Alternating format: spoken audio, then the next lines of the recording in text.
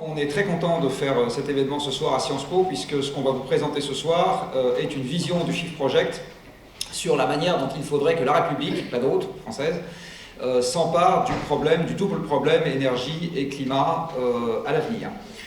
Et il nous a semblé qu'un endroit où débattre sur ce que devrait faire la République et ses représentants, c'était pas si mal que ça de faire ça dans une école qui s'appelle Sciences Po. Le plan de transformation de l'économie française correspond en réalité point par point à ce que Sciences Po ambitionne de pouvoir faire dans sa contribution au sujet de transition écologique.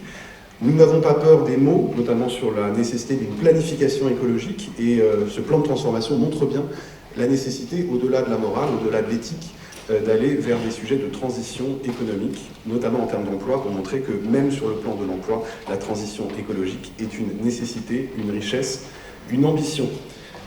À Sciences Po, nous avons aussi l'ambition de faire shifter, je me permets cet anglicisme, de faire shifter toute une série de dimensions en matière pédagogique et d'enseignement.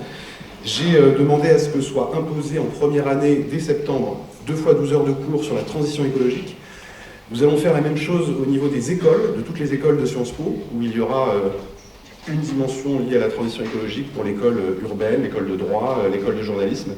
Et il y a une task force composée d'académiques, sous la houlette de Pierre Charbonnier et de Charlotte Alperne, qui va permettre ce développement pédagogique autour de la transition écologique.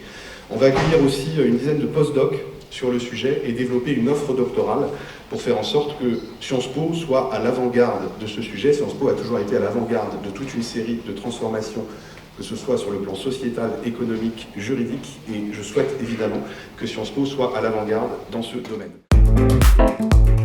Sciences Po.